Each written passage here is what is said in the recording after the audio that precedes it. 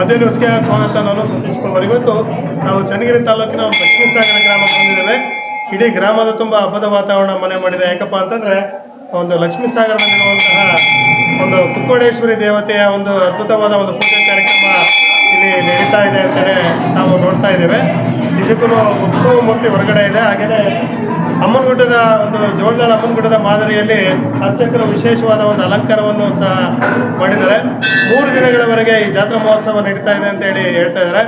ಅದೇ ರೀತಿ ಗ್ರಾಮದ ಎಲ್ಲ ಜನರು ಸಹ ಈ ದೇವತೆಗೆ ಬಂದು ವಿಶೇಷವಾದ ಒಂದು ಪೂಜೆ ಹಾಗೆ ಅಲಂಕಾರದ ಒಂದು ದರ್ಶನವನ್ನು ಸಹ ಪಡಿತಾ ಇದ್ದಾರೆ. ನಿಜಕ್ಕೂ ಅದ್ಭುತವಾದ ಒಂದು ಅಲಂಕಾರವನ್ನು ಅರ್ಚಕರು ಮಾಡಿದ್ದಾರೆ ಅಂತಲೇ ಹೇಳ್ಬೋದು.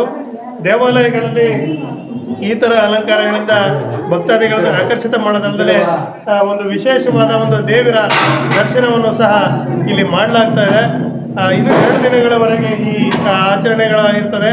ತಾಲೂಕಿನ ಎಲ್ಲ ಜನತೆಯೂ ಸಹ ಒಂದು ಇಲ್ಲಿ ವೀಕ್ಷಣೆಯನ್ನು ಸಹ ಮಾಡ್ಬೋದಾಗಿದೆ.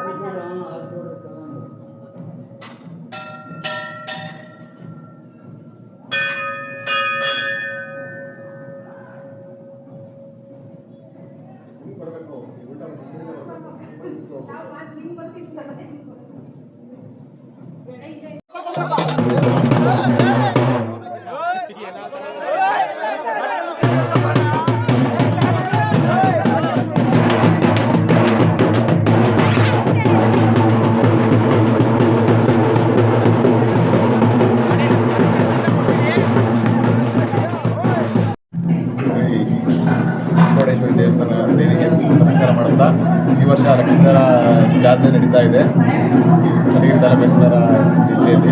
ದೇವಿ ಅಮ್ಮನಗುಡ್ಡದಲ್ಲಿ ಏನು ಇದೆಯಾ ಆ ಥರ ಮಾಡಬೇಕು. ನಾನು ಇವತ್ತು ನೀವು ದರ್ಶನ ಕೊಡ್ತೀನಿ ಅಂತ ಹೇಳಿದ್ದು. ಇವಾಗ ಆ ಥರ ಕಷ್ಟಪಟ್ಟು ಮಾಡಿದ್ದೀವಿ. ಆ ಥರದಲ್ಲಿ ಎಲ್ಲ ಮಕ್ಕಳಿಗೂ ದರ್ಶನ ಕೊಡ್ತಾ ಇದ್ದಾರೆ. ಮೂಲ ದೇವತೆ ಅಮ್ಮನಗುಡ್ಡದಲ್ಲಿ ಮುಂದೆ ನೆಲೆಸಿದ್ದು.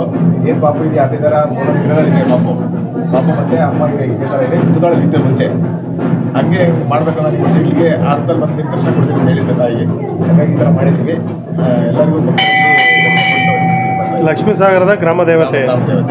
ಎಷ್ಟು ವರ್ಷ ಆಯಿತು ದೇವಸ್ಥಾನ ಆಗಿ? ತುಂಬ ವರ್ಷ. ನಮ್ಮ 3-4 ತಲೆಮಾರಿಂದ ಪೂಜೆ ಮಾಡ್ತಾ ಇರೋದು. ಇನ್ನೆರಡು ಬೇನ್ ಮರ ಇತ್ತು. ಈಗ ಒಂದು 40 ವರ್ಷ ಆಗಿದೆ ದೇವರು ಶಿಲೆ ಸ್ಥಾಪನೆ 40 ವರ್ಷ ಆಗಿದೆ. ಇನ್ನು ಭಾರಿ ಪುರಾತನ ಬೇನ್ ಮರದಲ್ಲಿ ತಮ್ಮ ಇಡೀ ಗ್ರಾಮದ ಜನರು ಎಲ್ಲರೂ ಸೇರಿ ಜಾತ್ರಾ ಮಹೋತ್ಸವನ ಆಚರಣೆ ಮಾಡ್ತಾರೆ. ಸುತ್ತಮುತ್ತ ಹಳ್ಳಿಯರೆಲ್ಲ ಬರ್ತಾರೆ ಜಾತ್ರೆಗೆ. ಪ್ರತಿ ವರ್ಷನೇ ನಡೀತದೆ. ವಿಶೇಷ ಪೂಜೆ ಎಷ್ಟು ದಿನಗಳವರೆಗೆ ನಡೀತದೆ? 3 ದಿನಗಳು. ಇವತ್ತು ಪ್ರಥಮ ಬಾರಿ. ನಾಳೆ ಆರೋಗ್ಯ ಸಮರ್ಪಣೆ, ನಾಡ್ದು ವಿಶೇಷ ಪೂಜೆ ಎಲ್ಲ ಇದೆ. ಆಮೇಲೆ ಆರ್ಕೆಸ್ಟ್ರಾ ಎಲ್ಲ ಇದೆ. ಚೆನ್ನಾಗಿ ನಡೀತಾ ಇದೆ. ಇಡೀ ಗ್ರಾಮದವರೆಲ್ಲ ಸೇರಿ ಆಚರಣೆ ಮಾಡೋವಂಥ ಆಚರಣೆ ಮಾಡ್ತಾರೆ.